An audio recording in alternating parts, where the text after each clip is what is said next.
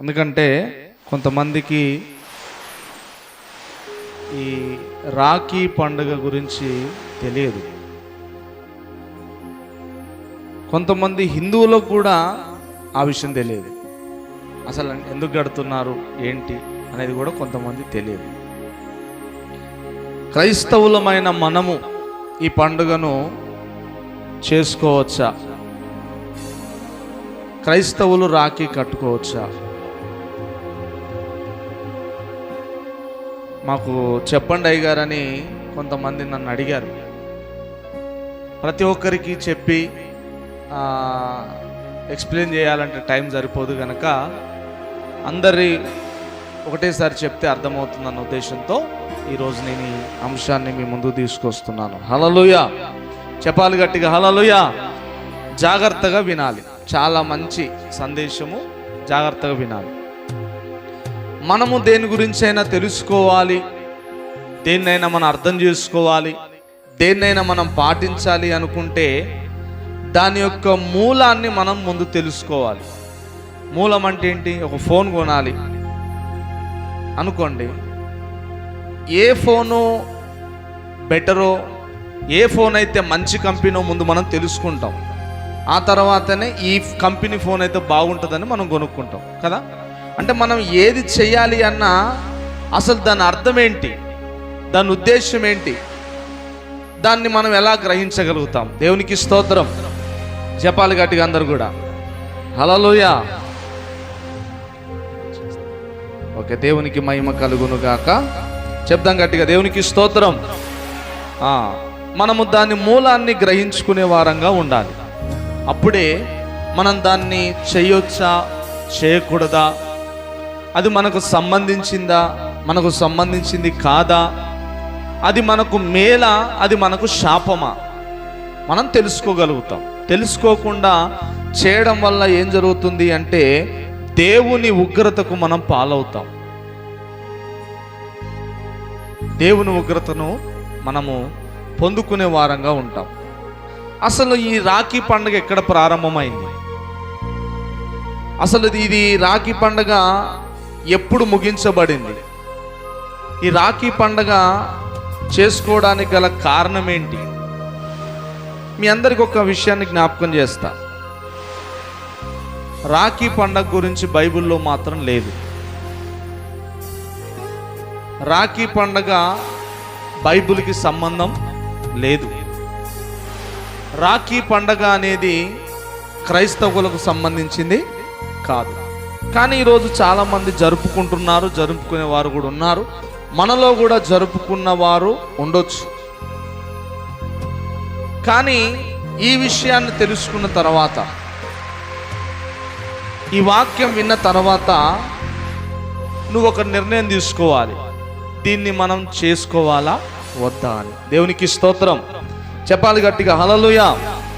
ఈ రాఖీ పండుగని కొన్ని స్థలాల్లో రక్షాబంధన్ పండుగ అని కూడా పిలుస్తారు.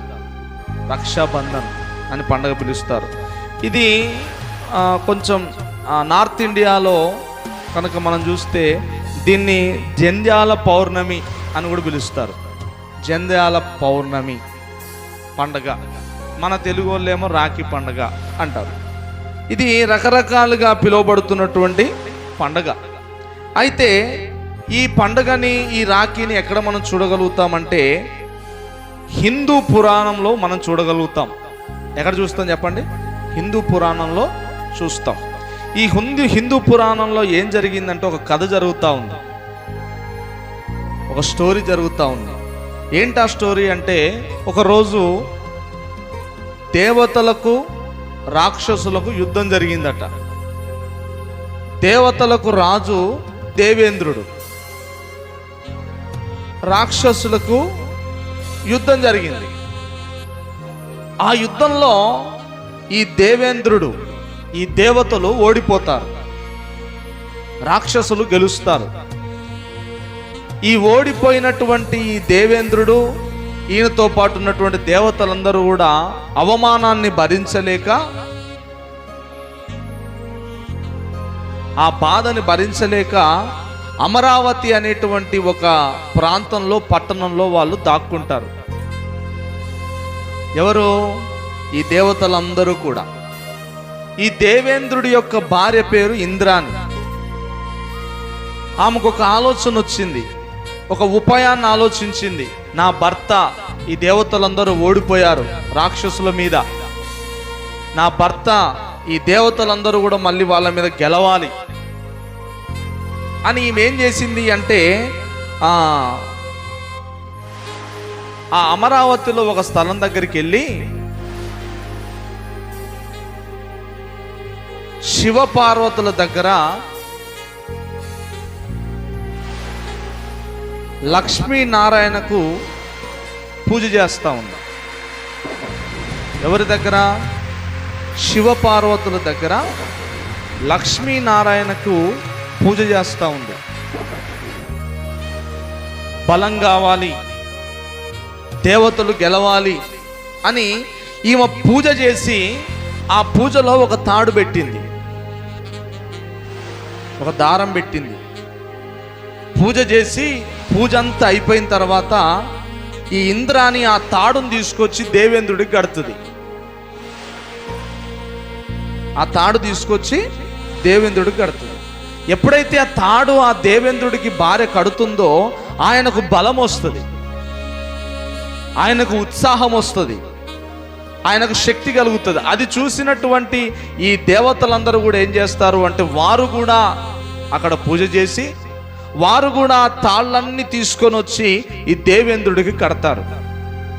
ఎప్పుడైతే ఈ తాడులన్నీ తీసుకొచ్చి పూజ చేసినటువంటి తాడులన్నీ తీసుకొచ్చి ఆయన కడతారో ఆయనకు బలము శక్తి వచ్చి మరలా రాక్షసుల మీదకి యుద్ధానికి వెళ్ళి ఆ రాక్షసులందరినీ కూడా చంపేస్తాడు. ఆ యుద్ధంలో ఈ దేవేంద్రుడు దేవతలు గెలుస్తారు. అప్పుడు ఈ దేవేంద్రుడు త్రిలోకాన్ని మళ్ళీ ఏలడానికి, పరిపాలించడానికి ఆయనకు ఆధిపత్యం అనేది కలుగుతుంది. దేవునికి స్తోత్రం. ఇప్పుడు ఈ హిందూ పురాణం ప్రకారం ఆ తాడు ముందు ఎవరికి కట్టారు? చెల్లి అన్నకు గట్లే. ఎవరెవరికి కట్టారు? భార్య భర్తకు కట్టింది. మొదటిగా కట్టినటువంటి ఉద్దేశం భార్య భర్తకు కట్టింది. ఎక్కడ కట్టింది?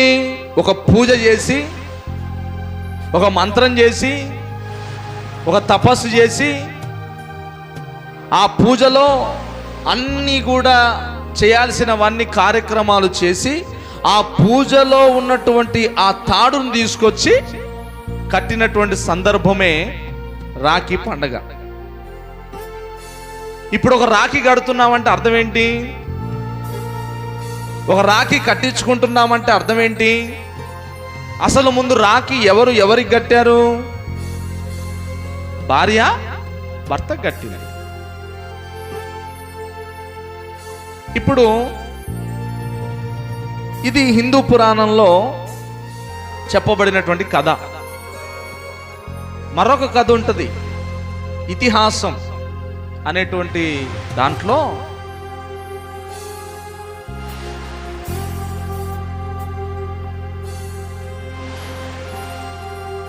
శ్రీకృష్ణుడికి మేనత్త ఉంటుంది. శ్రీకృష్ణుడికి మేనత్త. ఆ మేనత్తకి ఒక కుమారుడు పుడతాడు.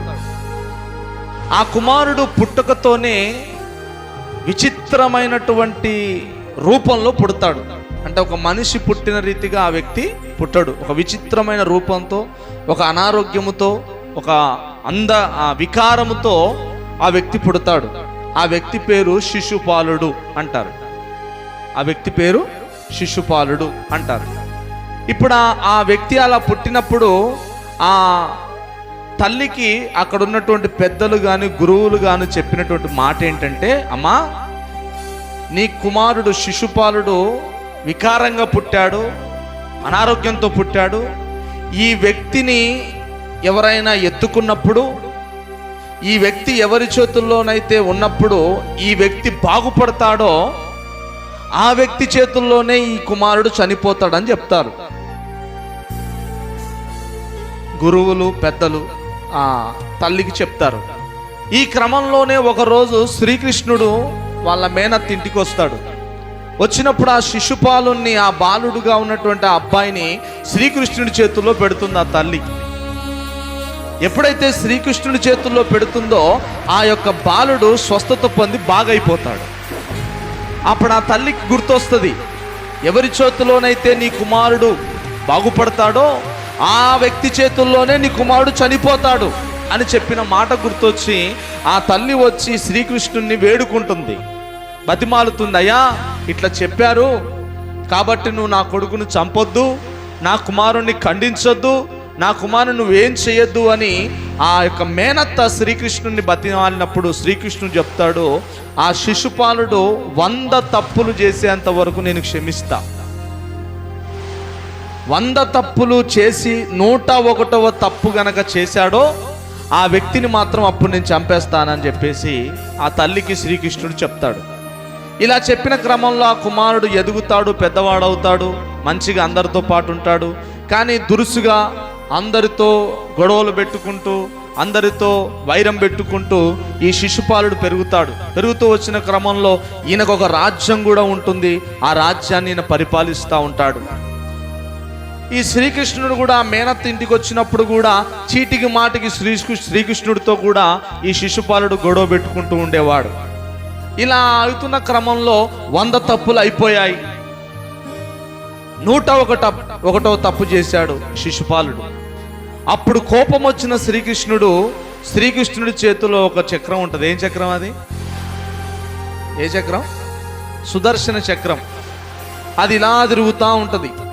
ఆ తిరిగేటువంటి క్రమంలో ఆ సుదర్శన చక్రాన్ని ఆ శిశుపాలుడి మీద ఈ శ్రీకృష్ణుడు ప్రయోగిస్తాడు. ఆ ప్రయోగించే క్రమంలో బలంగా, అంటే శక్తిగా ఆ తిరుగుతున్నటువంటి ఆ యొక్క చక్రాన్ని ఇట్లా విసిరేసరికి శ్రీకృష్ణుని యొక్క వేలు కట్ అవుతుంది. శ్రీకృష్ణుని యొక్క వేలు కట్ అయ్యి రక్తం కారుతుంది. అది చూసినటువంటి ద్రౌపది ఆమె కట్టుకున్నటువంటి పట్టు చీర చెంగును చించి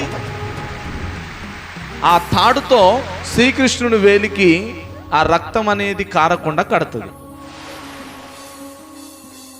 ఎప్పుడైతే ఆమె ఒక గాయాన్ని కట్టిందో, అన్నకి తన ప్రేమను చూపించిందో, అన్నకున్నటువంటి ఆ యొక్క బాధని, ఆ రక్తం గారుతున్నటువంటి దాన్ని కట్టిందో, దాన్ని గుర్తు చేసుకొని, దాన్ని జ్ఞాపకం చేసుకొని అన్నా చెల్లెళ్ళ బంధంగా ఈ యొక్క శ్రీకృష్ణుడు ద్రౌపది మధ్యలో జరిగినటువంటి సన్నివేశాన్ని జ్ఞాపకం చేసుకొని రాఖీ పండుగని చేసుకుంటారు. అసలు రాఖీ పండుగ చేసుకోవడానికి కారణాలు ఇవి. అసలు మొదటిగా రక్షాబంధన్ కట్టిందేమో భార్య భర్త కట్టింది హిందూ పురాణం ప్రకారం. ఇతిహాసం ప్రకారం శ్రీకృష్ణుడి గాయాన్ని కట్టడానికి ఆ యొక్క చీర చెంగుని చింపి ఆ గాయాన్ని కట్టింది. ఇది రక్షాబంధన్ కట్టుకోవడానికి చరిత్రలో ఉన్నటువంటి ఆధారాలు, సాక్ష్యాలు. దేవునికి స్తోత్రం చెప్పాలి గట్టిగా, హల్లెలూయా. ఇప్పుడు మనం ఒకసారి ఆలోచించినట్లయితే ఎప్పుడైతే శ్రీకృష్ణుడు అయితే కడతాడో శ్రీకృష్ణుడు ఒక మాట ఇస్తాడు, అమ్మా నీకు ఎప్పుడు ఏ కష్టం వచ్చినా నన్ను తలుచుకో, నేను నిన్ను కాపాడుతాను, నేను నీకు తోడుగా ఉంటానని శ్రీకృష్ణుడు ఎప్పుడైతే మాటిస్తాడో, ఈ ద్రౌపది వస్త్రాభరణంలో ఈ ద్రౌపదిని ఆ వస్త్రాలన్నీ ఇప్పేటువంటి క్రమంలో ఈ ద్రౌపది శ్రీకృష్ణుని వేడుకుంటే శ్రీకృష్ణుడు వచ్చి ఆమెకు చీరిచ్చి ఆమెను కాపాడినట్లుగా కూడా మనం చదువుతాం. అంటే అన్నా చెల్లెళ్ళ మధ్యలో జరిగినటువంటి ఈ సన్నివేశం ద్వారా రక్షాబంధన్, ఒక తాడు కట్టడం వల్ల అదొక బంధం, అది కాపాడింది, అది నీకు మేలు చేసింది అన్న ఉద్దేశంతోనే దాన్ని మనం పండగను చేసుకునేటువంటి విషయాన్ని మనం గమనించగలము. దేవునికి స్తోత్రం చెప్పాలి గట్టిగా, హల్లెలూయా. ఇప్పుడు ఒక పూజలో ఉంచినటువంటి ఒక తాడు కట్టేటువంటి పరిస్థితి,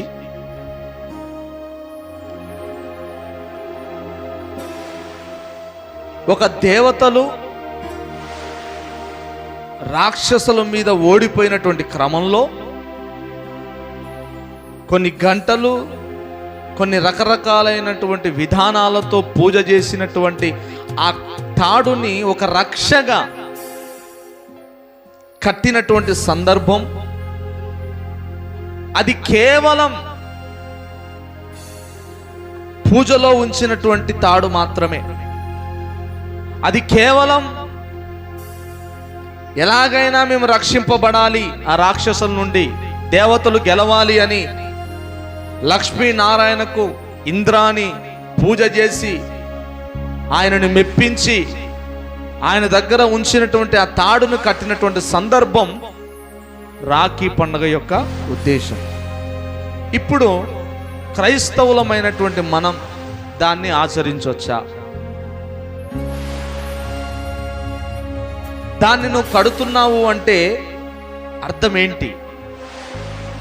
దాన్ని నువ్వు కట్టించుకుంటున్నావు అంటే అర్థం ఏంటి?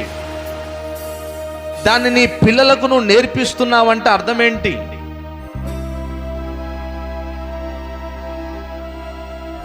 అది ఎక్కడ ఉంచినటువంటి తాడు? అది దేని సందర్భం? అది దేని ఉద్దేశం?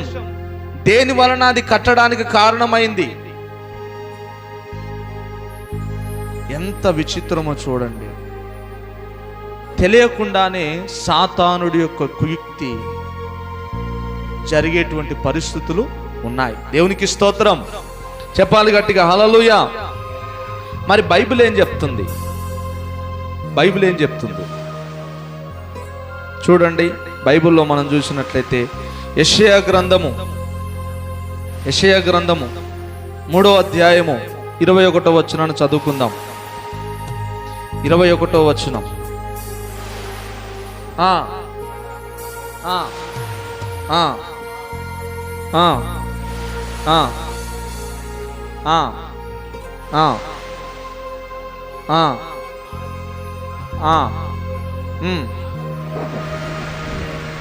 చాలండి. దేవునికి స్తోత్రం.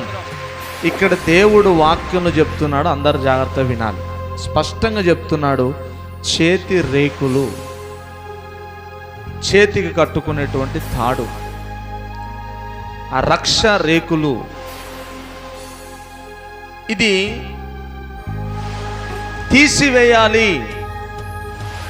దీన్ని ఆచరించకూడదు. ఇంకా అక్కడ దేవుడు కొన్ని లిస్టు చెప్తా ఉన్నాడు. చెవులకు సంబంధించినవి, నడుముకు సంబంధించినవి, కాళ్ళకు సంబంధించినవి, రకరకాలైనటువంటి లిస్టు చెప్తా ఉన్నాడు. ఇప్పుడు అదంతా చెప్పడానికి సమయం లేదు. కానీ ఆ రక్షరేకులు, ఆ తాడులు, చేతికి కట్టుకునేటువంటి తాడులు తీసివేయాలి. దేవునికి స్తోత్రం అని దేవుడు వాక్యంలో మన జ్ఞాపకం చేస్తున్నాడు. యెహెజ్కేలు గ్రంథము 20వ అధ్యాయము 18వ వచనం చదువుకుందాం త్వరగా. యెహెజ్కేలు గ్రంథము 20వ అధ్యాయము 18వ వచనం చదువుకుందాం.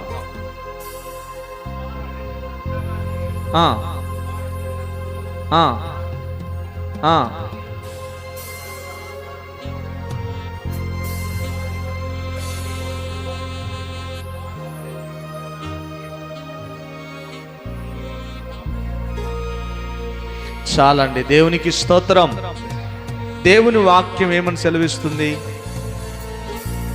మీ తల్లిదండ్రుల యొక్క ఆచారాలు,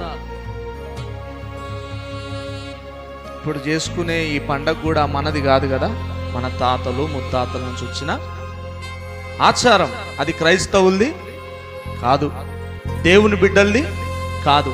ఇక్కడ వాక్యం ఏమని? మీ తల్లిదండ్రుల నుంచి వచ్చిన ఆచారాన్ని మీరు అనుసరించి పూజించి దాన్ని చేయడం వల్ల మీరు అపవిత్రపరచబడతారు అని స్పష్టంగా బైబిల్లో రాయబడింది. నేను నా సొంత మాటలు చెప్పట్లేదు. దాన్ని నువ్వు అనుసరించడం వల్ల, దాన్ని నువ్వు ప్రేరేపించడం వల్ల, దాన్ని నువ్వు అనుమతించడం వల్ల ఏం జరుగుతుంది? నీవు అపవిత్రపరచబడతావు. హల్లెలూయా. అపవిత్రపరచబడితే ఏమవుతుంది?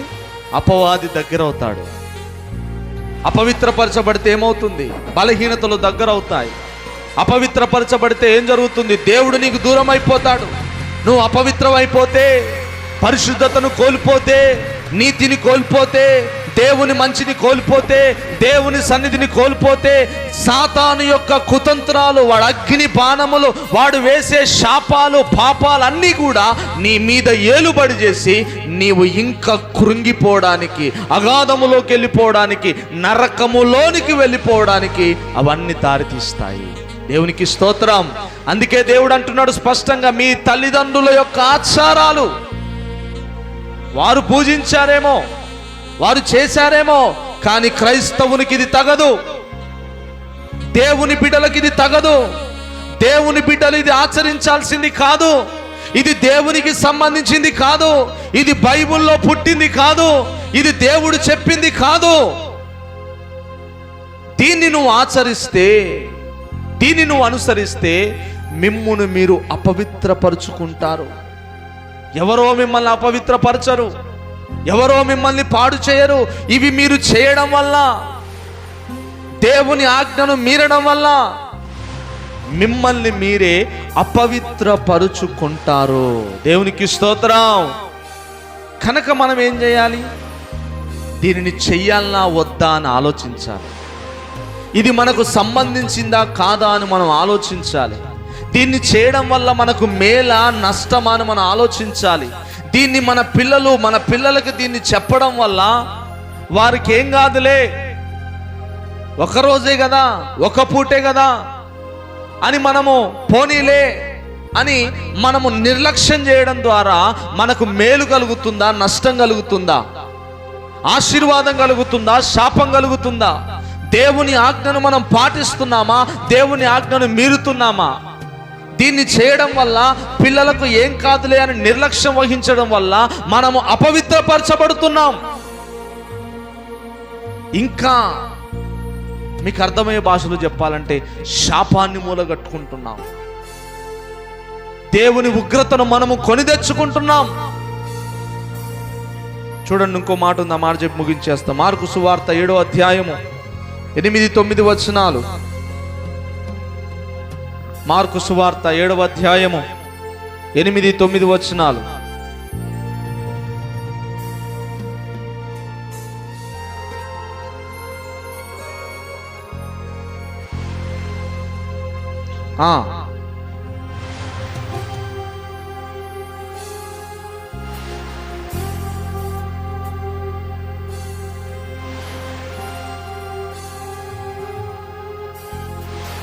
చాలండి, అందరు నా వైపు చూడండి. దేవుడు వాక్యంలో ఏం చెప్తున్నాడంటే, స్పష్టంగా యేసయ్య నోటితో చెప్తున్న మాట, యేసయ్య శిష్యులు చెప్పే మాట కాదు ఇది. యేసు ప్రభువారు స్వయంగా ఆయన నోటితో చెబుతున్న మాట. ఏంటా మాట అంటే,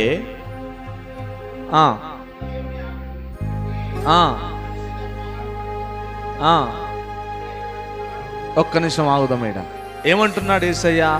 దేవుని ఆజ్ఞను విడిచిపెట్టి మనుషుల పారంపర్యాచార్యములు, అంటే మా తాత ముత్తాతలు చేశారండి, మా అమ్మ చేసిందండి, మా నాన్న చేశాడండి, దేవుని ఆజ్ఞను విడిచిపెట్టావు. దేవుడు చెయ్యొద్దు అన్న ఆజ్ఞను విడిచిపెట్టావు.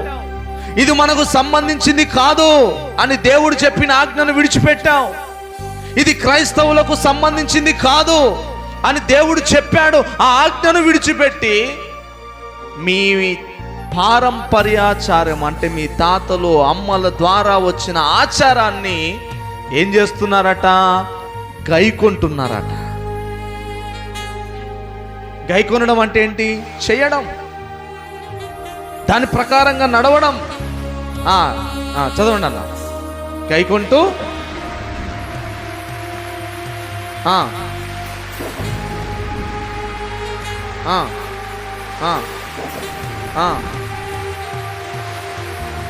దేవుని ఆజ్ఞను బొత్తిగా నిరాకరించారు. ఇప్పుడు దేవుడు ఏమన్నాడు? ఆజ్ఞ అతిక్రమమే, చెప్పాలి, ఆజ్ఞ అతిక్రమమే పాపము. ఇప్పుడు పాపము వలన వచ్చు జీతము మరణం. ఇప్పుడు మీరు ఏం చేస్తా ఉన్నారట? దేవుని ఆజ్ఞను బొత్తిగా మీరుతున్నారు. ఇది చేయడం వల్ల, ఇలా కట్టుకోవడం వల్ల, ఈ ఆచారాలు పాటించడం వల్ల, పిల్లలకు అవి నేర్పించడం వల్ల ఏం జరుగుతుందట? బొత్తిగా దేవుని ఆజ్ఞను మీరుతా ఉన్నారు. దానివల్ల ఏం జరుగుతుంది? దేవునికి కోపం కలుగుతుంది. దేవుని ఉగ్రత మన మీదికి రావడానికి అవకాశం కలుగుతుంది. ఏమండి, చాలా చాలా చాలా మనము బాధలు కొని తెచ్చుకోవడానికి కూడా కారణాలు అవుతా ఉన్నాయి. దేవునికి స్తోత్రం. అందుకే దేవుని వాక్యం సెలవిస్తుంది, మీరు రాఖీ పండుగ చేసుకోకూడదు. అది క్రైస్తవులకు సంబంధించిన పండగ కాదు. అది దేవుని బిడ్డలకు సంబంధించిన పండగ కాదు. దానికి మూలం బైబిల్లో లేదు. బైబిల్ దానితో ఏకీభవించట్లేదు. దాన్ని చేయమని బైబిల్ ఒప్పుకోవడం లేదు. అది మనకు సంబంధించింది కాదు అని బైబిల్ స్పష్టంగా తెలియజేస్తా ఉంది. ఆమేన్. కనుక మనము బైబిల్ని ఆచరించే వారముగా, పరిశుద్ధంగా జీవించే వారముగా, దేవుని వాక్యాన్ని నెరవేర్చే వారముగా, దేవుడు మనకిచ్చిన పరిశుద్ధతను కాపాడుకునే వారముగా, ఈ లోక ఆచారాలు, మన పితరుల ద్వారా వచ్చినటువంటి ఆచారాలు, వాటిని మనం అనుసరించకుండా దేవుని యొక్క కట్టడలను మనము ఆచరించినట్లయితే దేవుని కృప మన పిల్లలపై ఉంటుంది. హల్లెలూయా. దేవుని దయ మన పిల్లలపై ఉంటుంది. దేవుని కరుణ మన పిల్లలపై ఉంటుంది. అది కూడా ఆ ఆచారం ప్రకారంగా ముందుగా చేయాల్సింది భార్యాభర్తలే. ఎవరు చేయాలా? ముందుగా కట్టుకోవాల్సింది ఎవరు? భార్యాభర్తలే. ఒక పూజించిన దాన్ని మనము ఏకీభవించినట్లు అవుతుంది. వారి ఆచారం వారు ఆచరించుకోవడం తప్పు కాదు. వారి నమ్మకం వారు చేసుకోవడం తప్పు కాదు. కానీ మనము క్రైస్తవులమైన మనం, దేవుని బిడ్డలమైన మనం, దేవుని రక్తములో కడగబడిన మనము దానితో సంబంధము లేదని బైబిల్ మనకు బోధిస్తూ ఉంది. హల్లెలూయా. కనుక మనము దాన్ని ఆచరించకూడదు, దానితో ఏకీభవించకూడదు, దానిని మనము చేయకూడదు. హల్లెలూయా. అలా మీరు చేసినట్లయితే మిమ్మల్ని మీరు అపవిత్రపరుచుకుంటున్నారు అన్నాడు. మనల్ని మనం అపవిత్రపరుచుకోకుండా ఆ పితరుల పారంపర్యాచారములను మనం ఆచరించకుండా, ఇంకా ఎంత బాధాకరమైన విషయం ఏంటంటే తెలుసండి, దేవుని ఆజ్ఞను పక్కన పెట్టేసి ఈ ఆచారాలు దేవుడే చెప్పాడని చెప్పేవారు కూడా ఉన్నారు. తెలుసండి, దేవుడే చెప్పాడు, దేవుడు చెప్పాడండి, మీరు చేయండి అని ఈ రోజులలో బైబిల్లో లేనివి సంఘాల్లో రావడానికి కూడా కారణాలు ఇవే. కనుక మనకు బైబిలే మూలం, బైబిలే మనకు ప్రాధాన్యం. బైబిల్లో ఉంటేనే దాన్ని మనం చేయాలి. బైబిల్లో లేని దాన్ని చెయ్యండి అని చెప్పేటువంటి అర్హత ఎవరికి లేదు. దీనిలో ఉన్న ఒక్క సున్నాని గాని ఒక పొల్లును కూడా తీసేయద్దన్నాడు. దీంట్లో ఉన్నది ఒకటి కలపొద్దు అన్నాడు. దీంట్లో ఉన్న తీసేయద్దన్నాడు. ఒకవేళ అలా కలిపినా, ఒకవేళ అలా తీసేసినా బైబిల్లో ఉన్న తెగుళ్ళన్నీ వాడి మీదికి వస్తాయని ప్రకటన గ్రంథంలో రాయబడింది. ఎన్ని తెగుళ్ళు ఉన్నాయి బైబిల్లో, ఆ తెగుళ్ళన్నీ కూడా వారి మీదికి వస్తాయి. ఈరోజు ఎన్ని అందుకే బైబిల్లో ఉంది, మనము అన్య మత ఆచారాలను మనం ఆచరించకూడదు. అది వారిష్టం, వారు చేసుకుంటారు, దానికి మనకు సంబంధం లేదు. వారి నమ్మకం వారిది, వారి ఆచారం వారిది, వారి నడిపింపు వారిది. కానీ బైబిల్ మాత్రం మనకు దాన్ని ఆచరించమని చెప్పట్లేదు. దాన్ని మనం ఆచరించకూడదు. ఇది మనకు సంబంధించినటువంటి విధానము, పండగ కాదు. దేవునికి స్తోత్రం. కనుక దీన్ని మనం ఆచరించకుండా, దీన్ని మనము అవలంబించకుండా, దీన్ని మనకు మన పిల్లలకు చేయండి కట్టండి అని మనము వాటిని ప్రేరేపించి మనము దేవుని దృష్టిలో అపవిత్రులు అవ్వకుండా, దేవుని శాపాన్ని మనము మన మీది కొని తెచ్చుకోకుండా, దేవుని ఉగ్రతను మన మీది కొని తెచ్చుకోకుండా వాటి నుంచి మనం తప్పించబడదాం. సత్యాన్ని తెలుసుకొని వాక్య ప్రకారం మనం ముందు కొనసాగుదాం. హల్లెలూయా. ఈ పండుగను మనం ఆచరించకుండా ఉండి దేవుని కృపలో మనం వర్ధిల్లుదాం. అట్టి కృప దేవుడు మనందరికీ అనుగ్రహించి ఆశీర్వదించును గాక. ఆమేన్. హల్లెలూయా.